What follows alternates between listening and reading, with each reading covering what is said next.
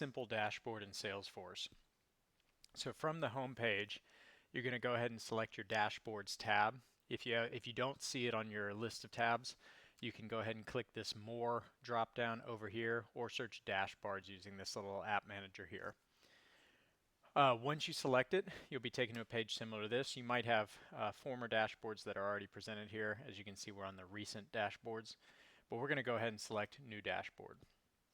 Once you have that, you'll have a pop-up that looks something like this. We're going to go ahead and call this the Sales Dashboard. So once you name it, go ahead and hit Create. You will see options to change your folder. We're going to ignore that for now. Once you name your dashboard and you create your blank template, you're going to have a blank grid similar to what you see here, and you're going to go ahead and select that Add Widget icon. Once you hit that, you'll get a drop down, and you have a few options. One is chart or table, one is text, and one is image. With text and image, it can actually be very valuable because it allows you to add things like hyperlinks, which I'll cover in another video. But we're going to go ahead and add a chart or table, and these come directly from reports that you've built. So we're going to go ahead and select the Sales Forecasting by Quarter report, and I have a link to that video on how to build that in the description below. But go ahead and select that report, hit Select, and it'll give you a couple options. We're going to ignore the options for now, but you can change the chart style, you can change the X and Y axes and things like that. You can change the color of it and everything. But we're going to go ahead and just leave it as is and hit Add. And you'll notice that it appears in your grid there. You do have the option to resize it. With one, you really can't move around too freely, but you can centralize it if you feel, and you can enlarge it or shrink it according to what you want it to look like. But we're going to go ahead and add a second widget. So go ahead and hit that plus widget icon again, and we're going to add another chart or table.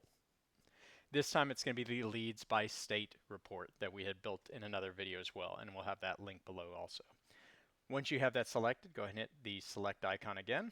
And here we're going to go ahead and change the chart type to a pie chart. So we really are trying to see like what percentage of leads are we getting from each of these states here.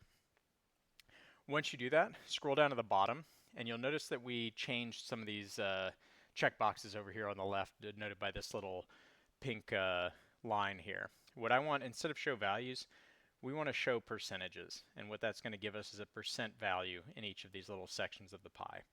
Then go ahead and hit Add, and we're going to go ahead and drag this box alongside the other one. So it'll populate just below it. We don't want it to look like that. We just want it side by side. And again, you can resize it if you feel the need. Once you have that, we're going to set it up the way that you want it set up. Hit the Save button there that you see with the arrow, and hit Done. And there you go. You have your dashboard.